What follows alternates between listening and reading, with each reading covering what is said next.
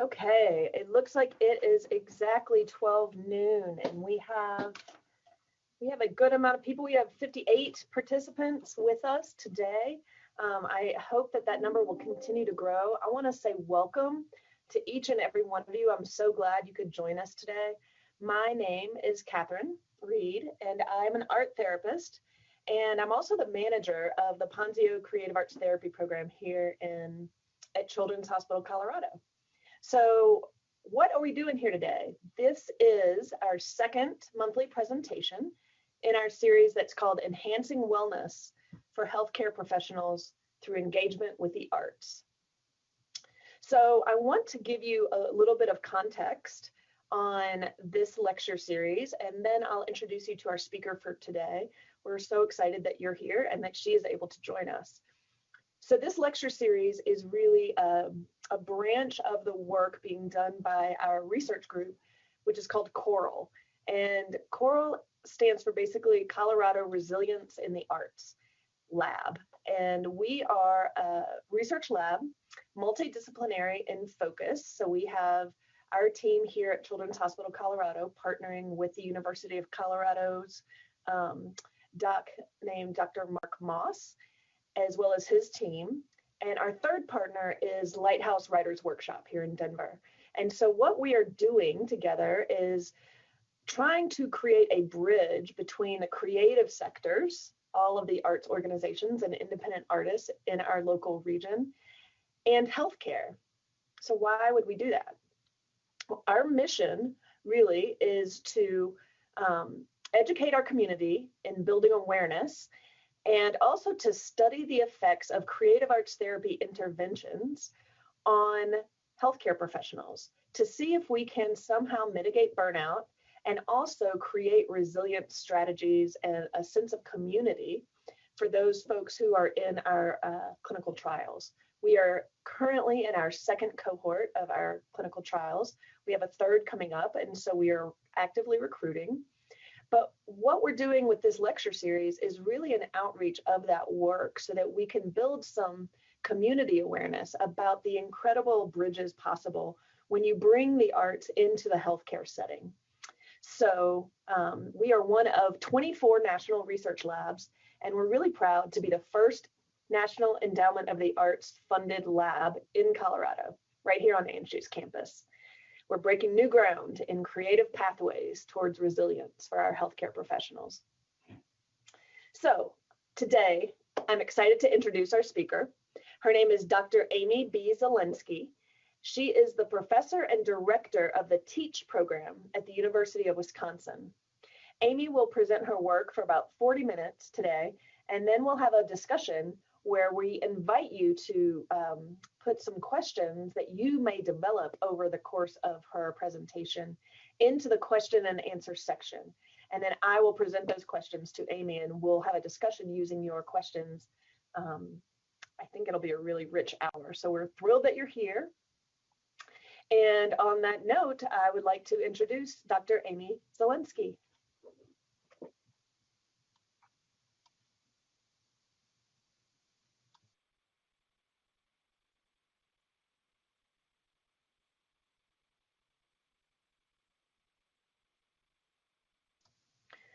So I'm still here.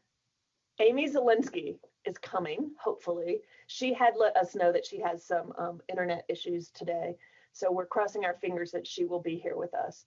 I know what Amy does is really intriguing, and she uses improv with healthcare professionals. She is studying the effects of improv, so I feel like this might be a little bit of an example of that, so that I am going to improv until she is back with us. So what does improv mean? That means I'm going to act for you improvisationally and give you some information. So I'm going to talk a little bit more about Coral. We're going to see if she's able to join us. She was just on here and dropped off, so I'm guessing that her internet is struggling. So I want to talk a little bit more about Coral. You might be wondering, really, how are we studying creative arts therapy and how it can help mitigate burnout? So we have 4 different arms, research arms so far in creative modalities, and 3 of them are studying creative arts therapy. So I'm an art therapist and I facilitate the art therapy branch. We have a certified music therapist who is facilitating the music therapy branch. We have a dance movement therapist doing the 3rd creative arts therapy branch. And the 4th branch is the executive director of Lighthouse Writers Workshop. So he is running writing workshops for his branch of the research. And that way we have 4 creative modalities. The 5th branch is a control group. And what we're really trying to see is after a 12-week curriculum-based creative experience, we're really measuring 2 things. Have we built a community where our healthcare professionals are able to share vulnerably their experiences and work through some of their secondary trauma? And number 2, have they created a sense of skill, a sense of comfort with the creative modality that they are engaged in? So for instance, in my group, we make art every week and then we share it, but we're using it specifically to process traumatic experiences, to process resilience, habits and behaviors that are conducive to building a sense of purpose, that are conducive to self-care and really becoming aware of why resilience matters and how these things actually work on many levels, emotionally, physically, and cognitively. Okay, I filled the time. I improv'd. Here's Amy Zielinski. I'm so thrilled that she's back. We are hoping that she will be able to stick with us for the whole hour. I'm going to turn it over to you, Dr. Zielinski. Thank you so much. Yes, this presentation is about improv, and now you've seen it in real life. So thank you, Catherine. Oh, goodness, you all. I am so happy to be here with you. I wish I was physically there for so many reasons, partly because my internet has decided to take a day off and be very bizarre. So I think it's one of those like Tinkerbell moments. If we all just like really put our sort of thoughts and hearts together, maybe we can keep my internet going for an hour. We'll keep our fingers crossed. So yeah, my name's Amy Zielinski. I am coming to you from near Madison, Wisconsin, where I'm an assistant professor in the Department of Medicine in the School of Medicine and Public Health out here.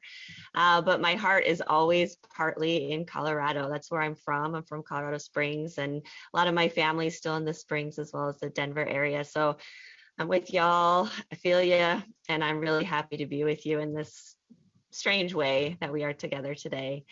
But I thought the best thing for me to do was just tell you a little bit about my journey, my story, how I started to use these theater techniques with clinicians to just give you that sort of feel for what I do, and maybe it's something that you can start to think about incorporating into your work or your lives.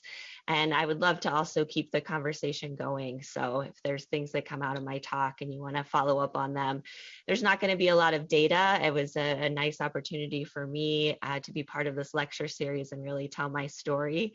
And I was so inspired by Tara Reinder's talk and just being honored to be part of this conversation with everybody that's involved. So I do have a few slides to go through to just kind of guide my talk and how I'm presenting myself. But the first thing is just to, again, tell you a little bit about my story. I am not from medicine per se. I started out, my first love was the theater. So I started acting when I was really young. I acted in school plays and in a theater organization in Oklahoma when we lived out there. And I just loved taking on a role and becoming another person for a while, and that performative aspect of it. I had the opportunity to train at the University of Washington in the School of Drama there.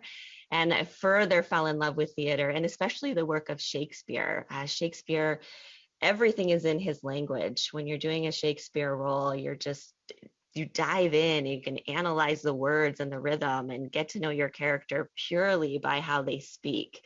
And so that really engaged the analytical part of my brain as well as this artistic part. So I just fell further in love with theater and how wonderful and how great it could be for catharsis for the audience members. And I started to realize how transformative it could be. I studied the work of more experimental theater artists like Augusto Boal, who used what he called participatory theater and the theater of the oppressed to take these methods into communities that were suffering from oppression and help people find ways to speak truth to power and find that agency and that power in their own voice. And so I thought, oh yeah, this is great too. Like theater, not only is it something that I love to do, but it's something that can really be transformative. So I was all in. I'm like, yes, this is what I want to do. Any theater artist who, kind of wants to go big goes to New York City. So after college, I went to Northern California for a while, and I was teaching with a company out of Berkeley, and they were going to open a new office in New York City. And so I thought, this is perfect. I'll have a job. I'm a little risk averse, so just going to New York without anything was really terrifying. So I thought, great, I'll do this. I'll go there and I'll start acting for real. And then the terrorist attacks on 9/11 happened.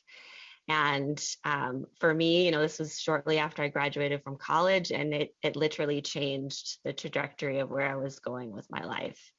I still tried to move to New York, couldn't find a job, couldn't really find a place I could afford to live. This was around Halloween that year, and so the city was still reeling and suffering and really in shock. So I thought, okay, this might not work out the way I had thought. So I went back to Denver, lived with my family for a while, took stock and decided, well, you know what? The second city is Chicago. So why don't I go there? So I went to Chicago, lived, auditioned for a while. And then I started to realize that while I loved theater and that the getting into a role and understanding a character, I really did not love the lifestyle of it, of the self-promotion, the not knowing where your paycheck is coming is a little bit hard for me. So I decided to think about, okay, what other career has some elements of theater to it, but is not actually acting? And that led me to education. So I decided to go to graduate school in Madison, Wisconsin, just a short drive up from Chicago. And while I was going to school, I started working in the School of Medicine and Public Health in Madison. I needed a job and they had one. So I just kind of fell into this and I started working with residents. And to be honest, I had never really thought about medical training. I mean, I was glad that it existed and that it happened, but had never thought about how that happened. And so when I started to work with residents and really get to know them and their passion and their compassion and their suffering and the long hours they had to work, I really started to fall in love with them as a group of people. And as I was learning about adult education, I was thinking about how I could use those principles and the things I was learning there to help fill some of the gaps that I was seeing in the residency training and to help our residents maintain their whole selves as they're going through training and then into practice. And all the while still thinking about, okay, there's still this little theater part of my brain that wants to come out and play, right? So how can I also use that when I'm thinking about educating residents? And communication was kind of the obvious choice. And there was an oncologist and a palliative care doctor named Toby Campbell who was working in Madison as well. And he had gone through some communication training called OncoTalk, which is now Vital Talk. And he had the idea to bring these workshops to Madison, to our residents. And so I thought, well, this sounds great.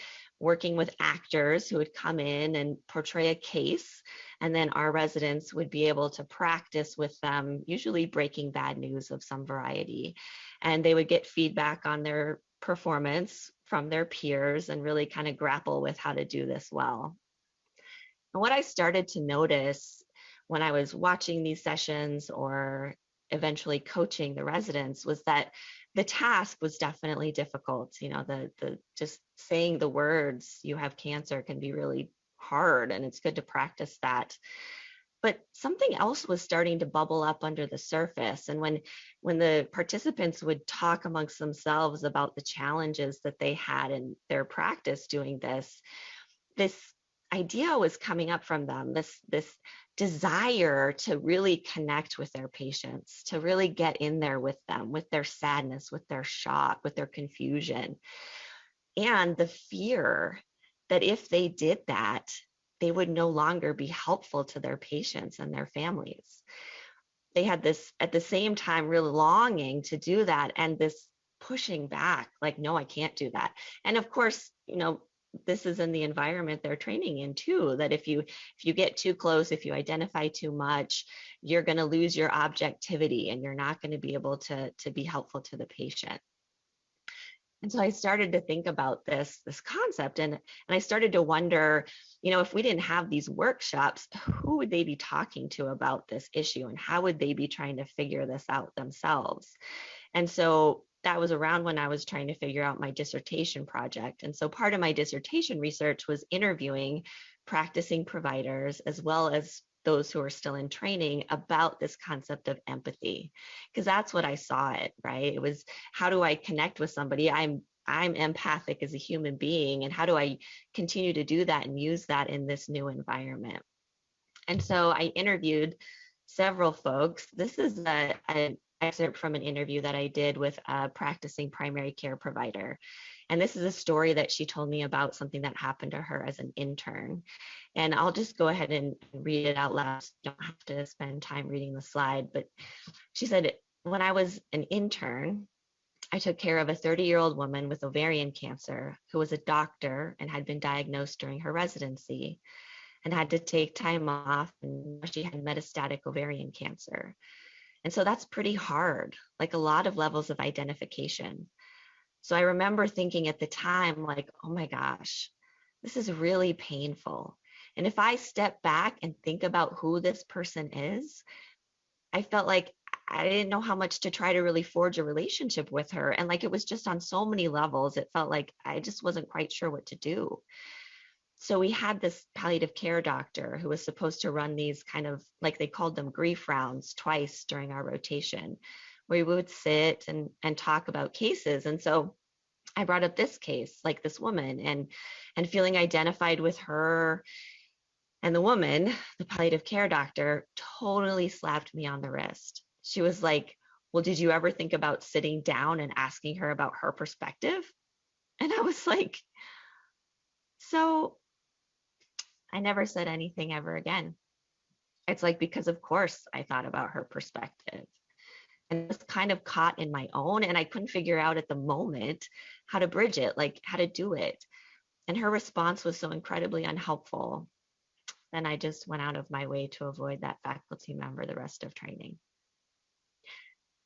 So hearing this story, and it's just a representative story of many that I heard, I started to realize that even when we have in place very thoughtful, well-intentioned things like these grief rounds, sometimes in the environment, it's just not what our learners need, and it's not helpful for them. So as an educator, I started to think, okay, how can we do this in a better way? How can we address this issue, this longing that they have and this fear that they have at the same time? And one of the things I realized was that in the clinical environment, there really wasn't a cohesive, agreed on definition of what empathy was. There was a sense that it was bad or dangerous, but there wasn't really a good definition. So this sentence took me years to come up with, but it still tracks for me. So, and just for you to know, when I say the word empathy, because we have a lot of different definitions of that word, I consider it both the imaginative reconstruction of another's perspective and the emotional resonance this causes in the self. So it's both intellectual and emotional, and it's an approximation on both levels. So I will never know exactly what it's like to be you, but I can imagine what it might be like when I get to know you a little bit. And I will never feel the depths of your emotions, but because I've likely felt them before, I can resonate with them. I've been sad before, so I can understand what that feels like. And so I really think that when we're working with folks in the medical environment, thinking about this concept in both ways, there's some theorists and some people who would say, we need to keep it only in the cognitive. I'm not sure that that would work for the learners that I work with. And so I do keep both of these in tension together. Another thing that I started to understand about learners was that in training, these skills tend to go down. So if you look at the literature, people who come into medicine tend to score pretty high on empathy measures, and then throughout time, it goes down. I think there's lots of reasons why this might happen. And some folks I talk to say, it's necessary. You need some blunting of that in order to do the work of a doctor or a surgeon, which I can understand. Intuitively, it makes sense. The problem that I have with that argument is that, if this is the right way to go and we need people to lose some empathy during training, why is there such high burnout, even in trainees? Why are suicide rates high in medical professionals? If this is the right way to go, why are we not seeing those positive effects of it? So I think we still need to figure this out a little bit more. And another thing I saw in our interns especially was not only this kind of starting to lose sight or depersonalize the patients they were working with, they also started to lose a sense of themselves. So I started to work with, now my doorbell's going, everything happens at once. I think that person will just have to go away. Nobody ever rings my doorbell. Anyway, so I started working with a colleague named Mariah Quinn, and we would bring interns together in the evenings. We would take them to our art museum called the Chazen Museum. And one of the reasons why we wanted to bring interns together was because we found that because of the duty hours restrictions, which are totally necessary and a good thing, but the way that the team structures then work out is that interns often don't work with each other. They work with people senior to them, people junior to them, but they don't always work with each other. So they were missing this opportunity to really share these experiences that they were having for the first time in their first year of residency. So we had them look at this piece. It's a beautiful piece by David Wojnarowicz. I encourage you to look it up and really read what's on the print. He created this piece as he was dying of AIDS. And so it's really about this process of disappearing and feeling irrelevant and frustrated. And we wanted them to look at this piece, and then we had them do some writing about it, and thought that most of what they would write about would be about caring for dying patients. A lot of interns come into residency. They might not have had a personal loss themselves. So this is the first time for some of them that they're dealing with death on such a personal level. Some of them, this person's very persistent, some of them did write about that, but many of them wrote about how it resonated with themselves and their own identities, feeling unseen, unvalued. They came into medicine because they wanted to use their intellect, their hearts to care for people. And as an intern, they were kind of like the checklist person. They were putting in the orders, they were calling the consultants, they were doing 80%, if not more, of their job on a computer and not with a person. And they started to really feel like they themselves were starting to disappear. So I thought, okay, this is heartbreaking, and another piece of my puzzle of what we need to do for these folks to make sure that they're remaining whole and valued in this environment. And it also made me think really not only about empathy, but this concept of compassion. So just a couple more definitions, but empathy, when you empathize with somebody, it could be because they're happy, sad, confused, whatever. Compassion is specifically geared towards suffering. So you can enter this empathic space, and then if somebody's suffering, you can create this relational, compassionate space with them as well.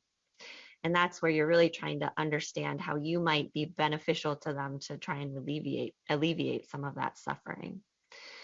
We can also do this with ourselves. So Kristen Neff has done a lot of great work on self-compassion, which is just turning that compassionate light inward and on ourselves. And self-compassion is really about treating ourselves with care rather than judgment, of this sense of common humanity that we're all imperfect.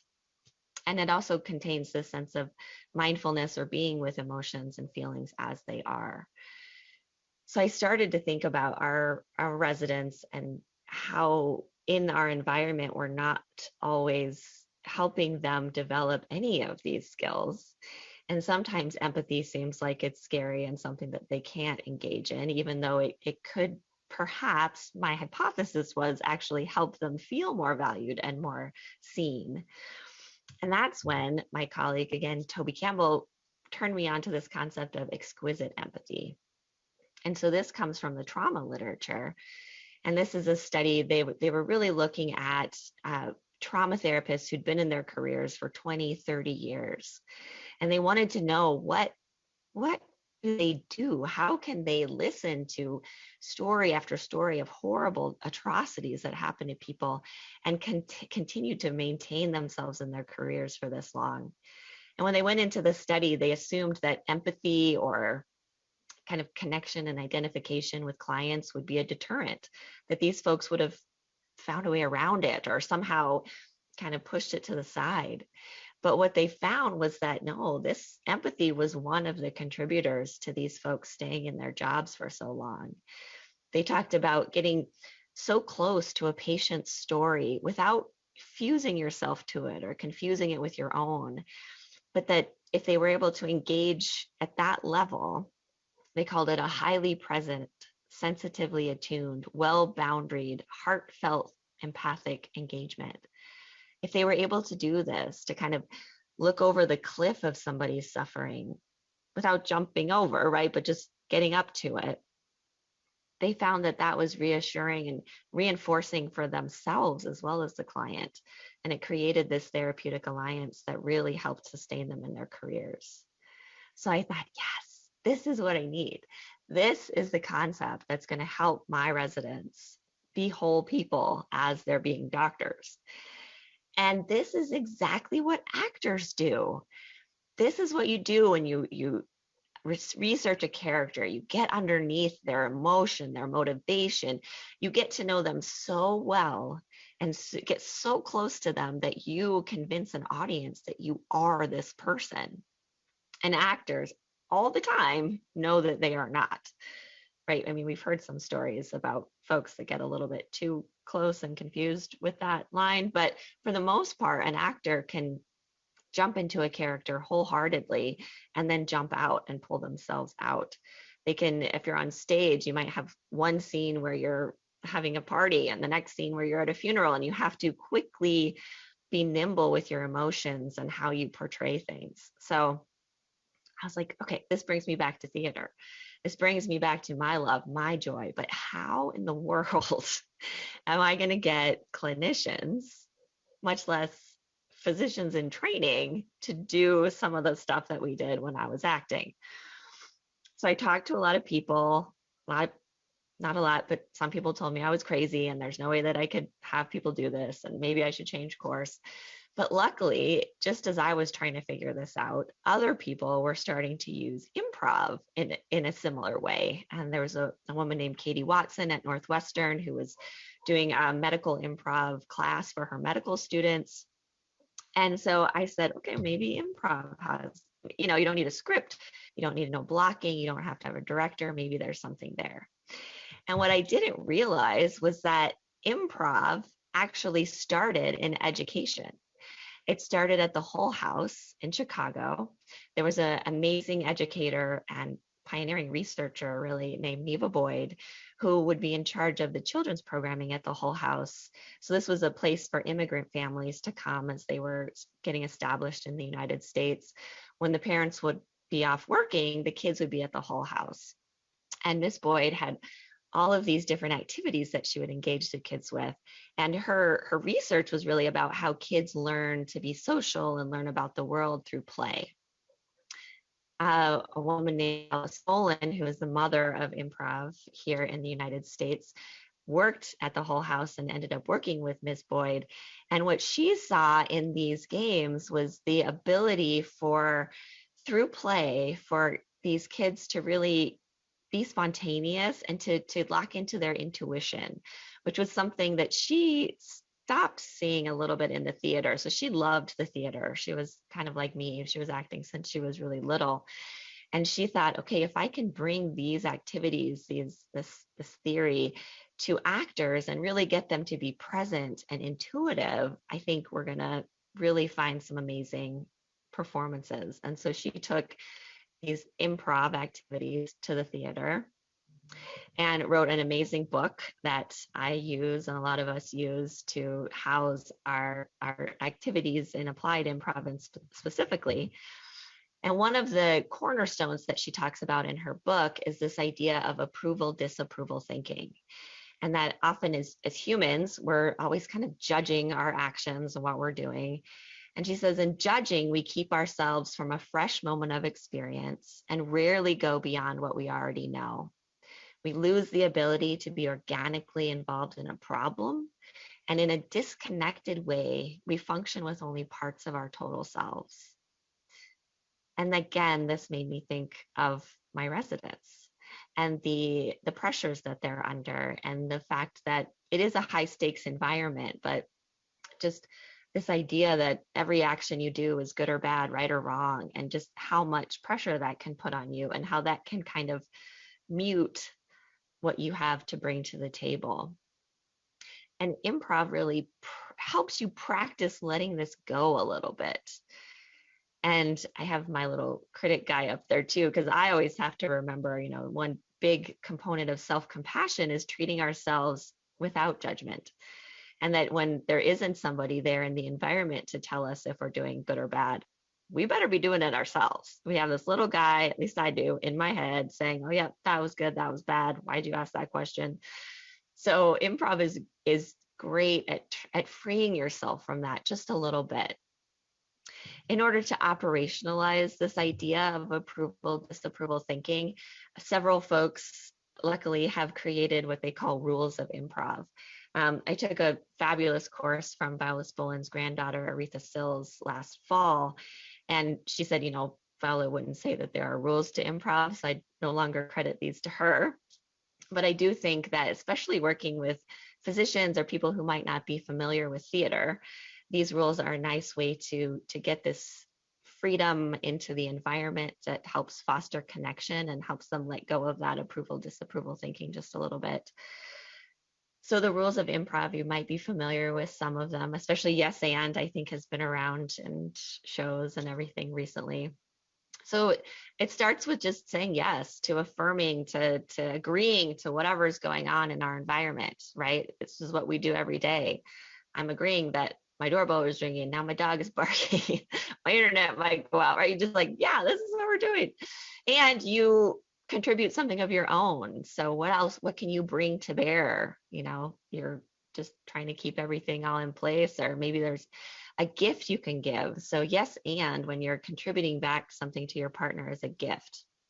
And improv, though it might not be obvious when you're watching it, improv is all about making your partner look good. What can I do? What can I say? What can I contribute to really make my partner shine? And so it's a nice exercise in other-oriented thinking. Questions are a little problematic in improv just because if I'm relying on somebody else for the information or the situation, it's not necessarily a gift. It's more me wanting somebody else to set up the situation. Catherine's going to help me with the demo in a moment. And if I just tell her like, who are you? Or what's that? What's over your shoulder? Like I want her to create something, but I'm putting the onus on her. I'm kind of letting myself off the hook. And then this idea of who, what, and where. Improv is really about storytelling. As human beings, we are storytellers. And so because in an improv situation, you're working with often sort of imaginary objects and locations, the challenge is to be very specific about those things so that you can communicate what you want to your partner and or an audience. And the last three, I think, go together. You have everything, you know everything, and there are no mistakes. So it really frees the environment, especially for people who are used to mistakes being, very high stakes. And so bringing them into an environment where we're really experimenting with ways of connecting, letting them know that you could break a rule. Sure, a scene could flounder, but you learn from that. And so we wouldn't necessarily call that a mistake. I learned from some amazing people how to do this work. I mentioned Katie Watson before. She and Belinda Fu have a Train the Trainer course at Northwestern for medical improv that I was able to take advantage of. And then Valerie Lance-Geffro and Lydia Franco-Hodges, at the time that I was developing these techniques, were at the Alan Alda Center for Communicating Science, and I was able to take advantage of their Train the Trainer as well. They're a little more geared towards science communication.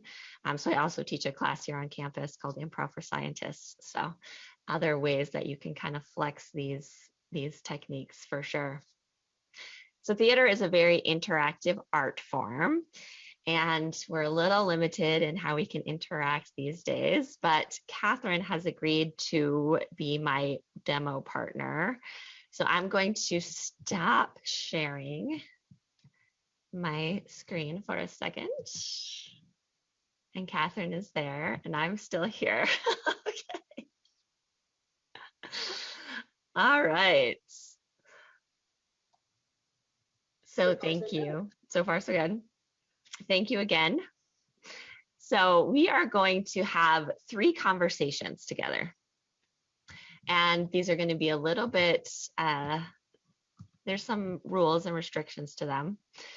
But the first conversation that we're going to have, I'll start the conversation, and our topic is going to be music. And our sentence starter is yes and. So the way that works, I'll say something about music, you'll say yes and blah, blah, blah. I'll say yes and blah, blah, back and forth. And I'll give us like, I don't know, maybe a minute or so to have this conversation. Does that make sense? Okay. Yes. And everyone, we have not prepared this at all, just so you know. It's totally improv. Yes. All right. I do not know how to play a musical instrument. Yes.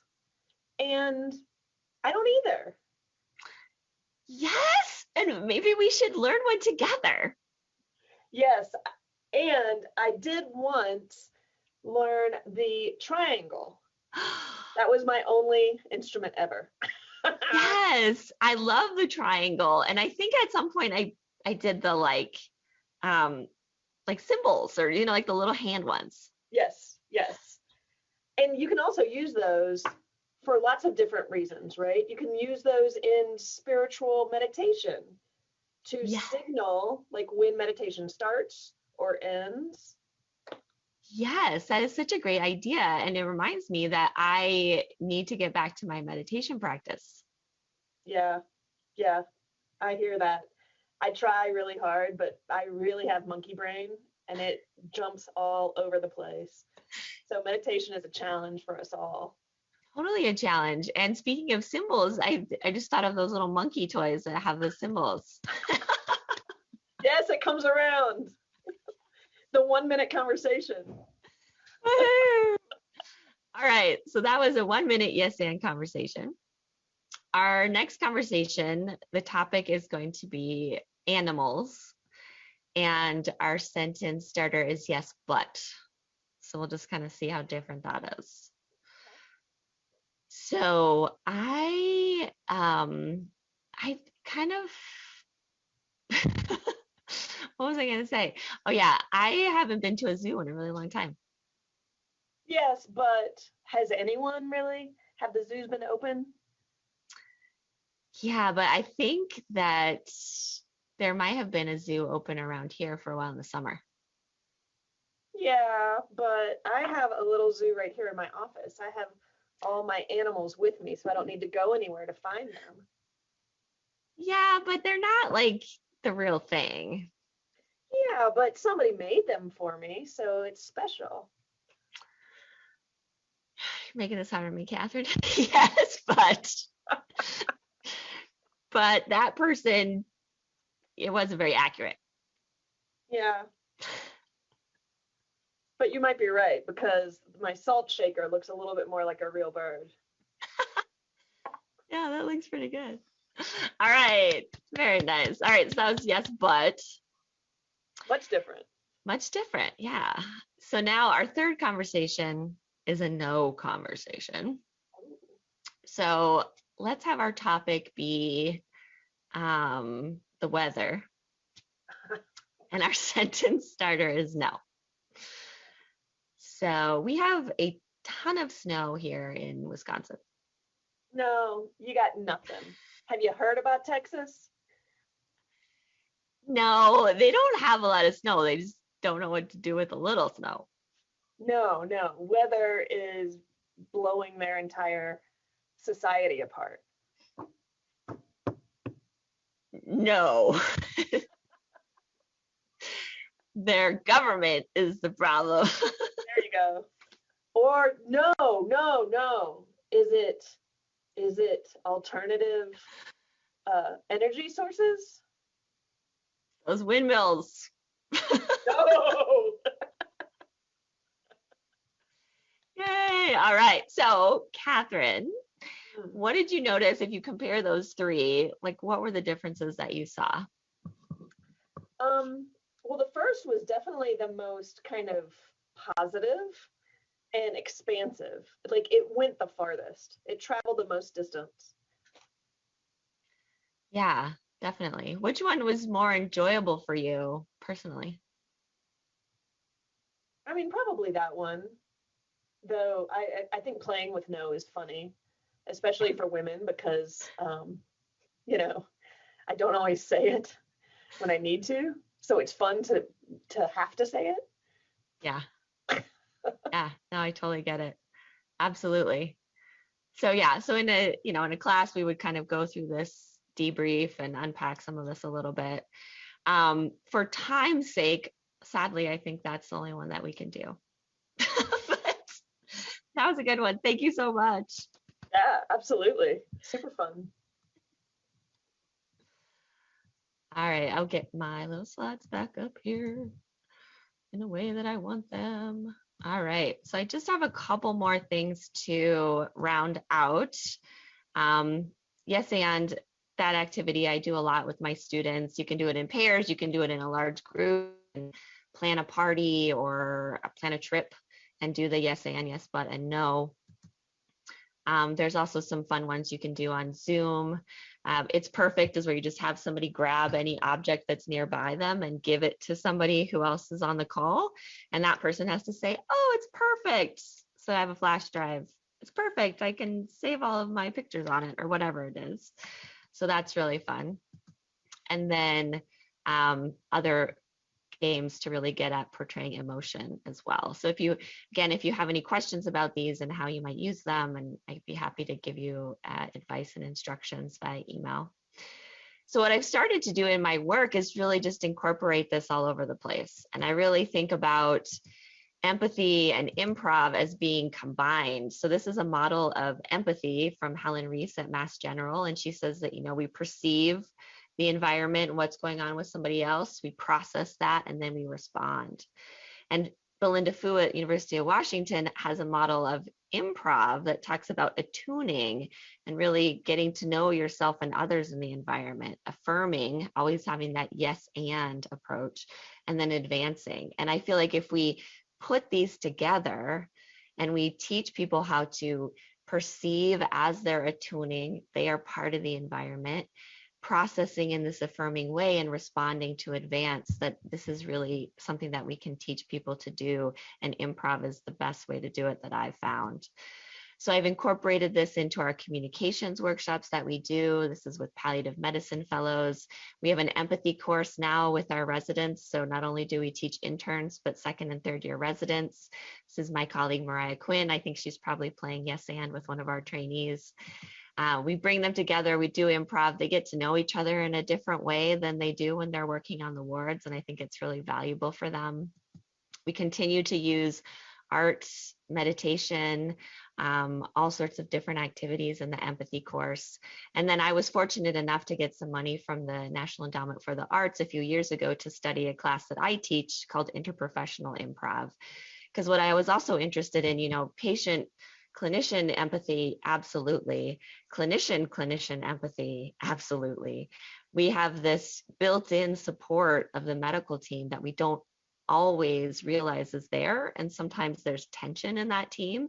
And so I've used these techniques with interprofessional students from medicine, pharmacy, nursing, and really got them together.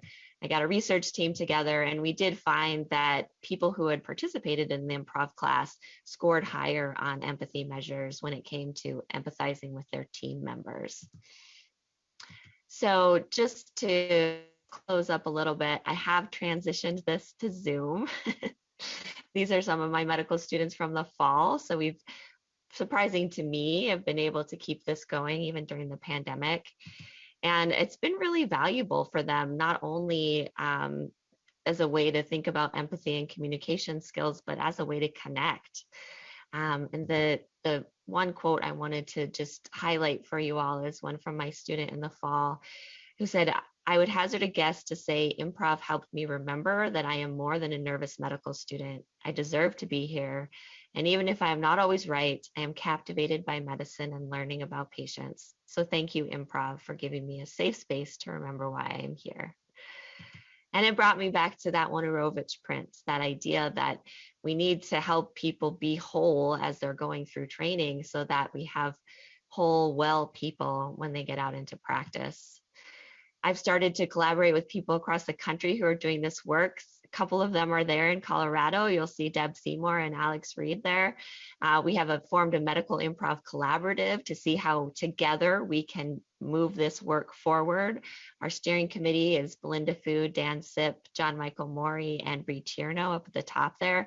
We've gotten together over Zoom a couple times already, and we're really eager to see where we can move as a community together. So more to come from Mike. These are my references. Please stay in touch. Here's my email, my Twitter handle. I'd love to continue the conversation. And I have left us some time for questions. And this is a piece, this is also in Madison by Beth Kavner. If you have a moment to look up her work, she uses animals to explore human emotion.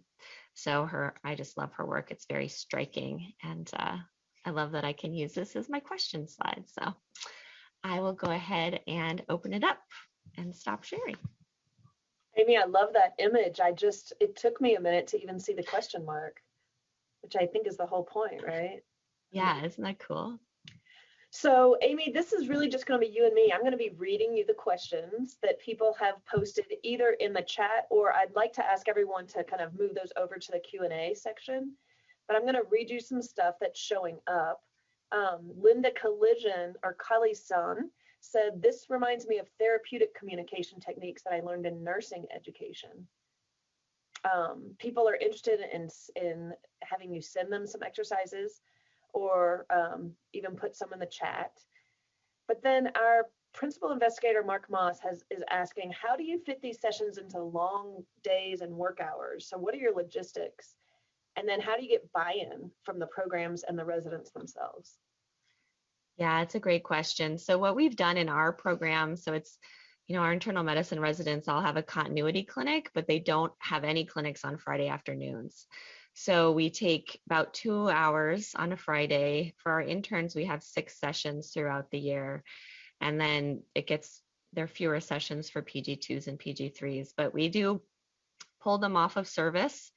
And the way that we've sort of advertised it to them is that, as an intern, your seniors cover for you. And then as a senior, your interns and other seniors cover for you. So it's kind of a pay it forward kind of model.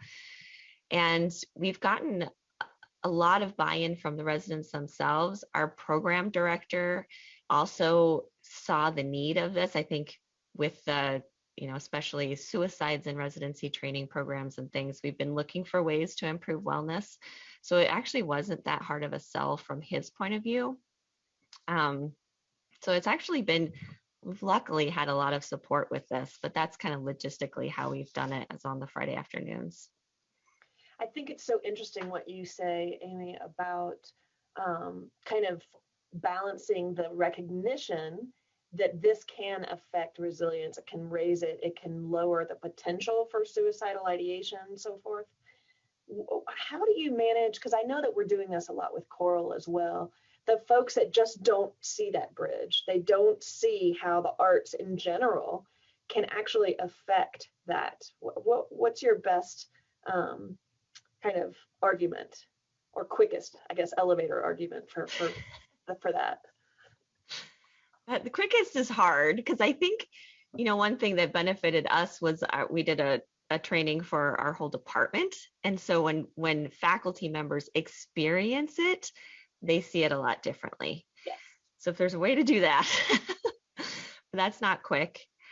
And I would say that there's still about 5% of faculty who went through those sessions that still don't get it. So part of my own personal work is saying, there's going to be some folks that just don't make that connection, and I'm not sure how to get them to. Right. But I think experiencing it is good. And the more research that we can do, like the work that you all are doing, what we're putting out, that's definitely a way to talk to some of these folks if you show them the literature. Yes. And I love that idea of just like you have to slow down enough to let your whole system experience it. I really appreciate that. It's not always a quick answer. Yeah. So this is from Evan Plus, are there cultural factors that you've noticed have posed barriers or facilitators to using this as an approach to training? Yeah, it's the one thing I would say that I've noticed about this, and improv creates such a space to, and it's really a space that we create together to explore different things. Like I had a medical student who was from Iraq, and we were talking a lot about eye contact, and just, her being able to kind of say, in my culture, eye contact is actually bad, and now I'm having to do it because my preceptors are telling me. And so I think it's a nice space to kind of unravel some of those issues and help people find their own way through it. I've also noticed in my Improv for Scientists class, I have several folks who are not native English speakers.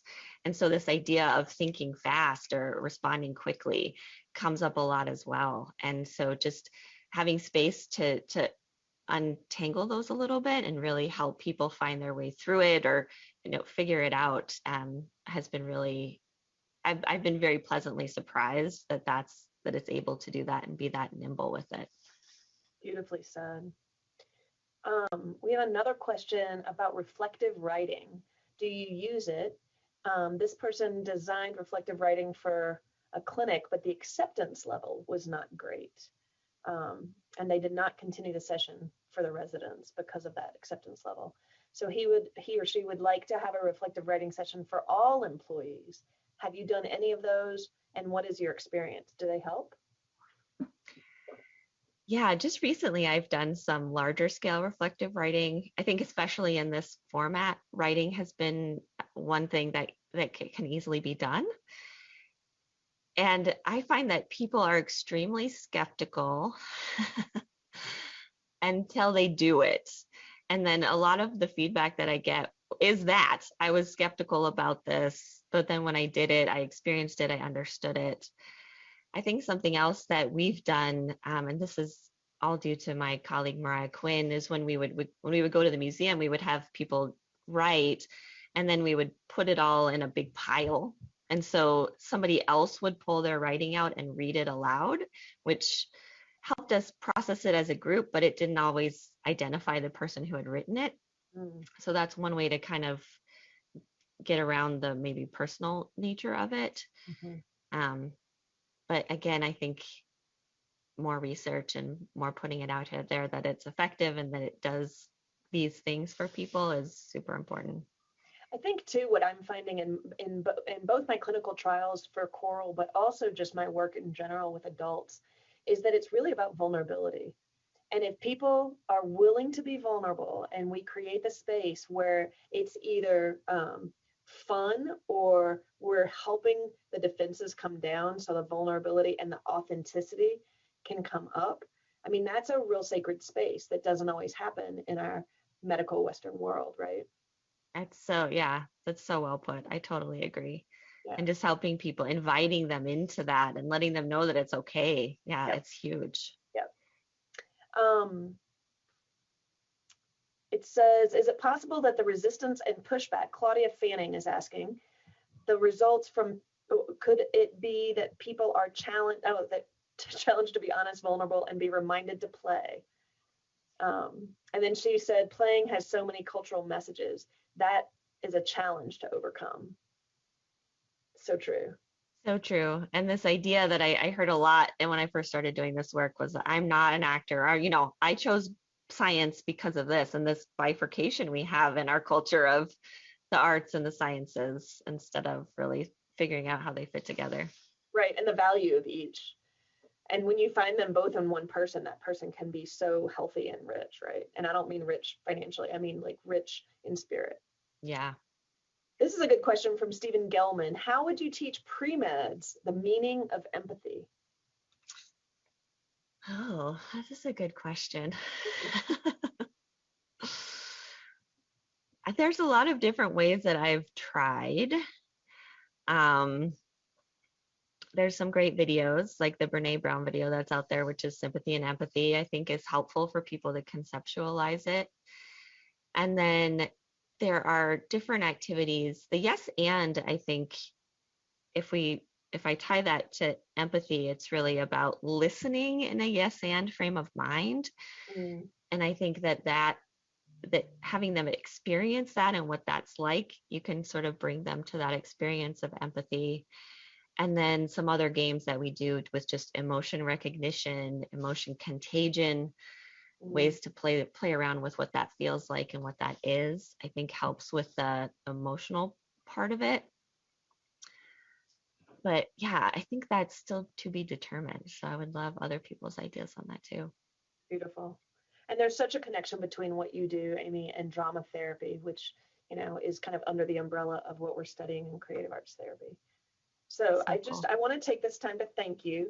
There have been several requests for your email. If you either want to put it back on the screen or put it in the chat, I want to take this chance to say thank you for this really fascinating and enriching hour that you've given to us. We're so thrilled to have spent this time with you, and we will be inviting anyone to reach out to Amy if they'd like to learn more and to be connected. And we hope that you become a part of our, a member of our community, our choral community, so you can become a member on our website. So there it is, everyone. There is her email in the chat. And I want to remind everyone that next month, on March 19th, we'll be meeting Jill Sonke, who is the director of the Center for the Arts and Medicine at the University of Florida. So we really are moving around the country, and this has been such a treat. Amy, thank you again. And I would like to just say, keep doing what you're doing, because we're all on the same team here. And I do feel like as we bridge the arts and medicine within ourselves and within our communities, I think we just get healthier. Yeah, I totally agree. Thank you, Catherine, and everybody on the choral team. Y'all are amazing, and especially dealing with my tech issues. So thank you so much. Hey, we improv'd it perfectly, didn't we? There are no mistakes. Yay! All right, everyone, have a beautiful Friday and a really safe, warm, healthy weekend. Okay. Bye, Amy. Bye, everyone.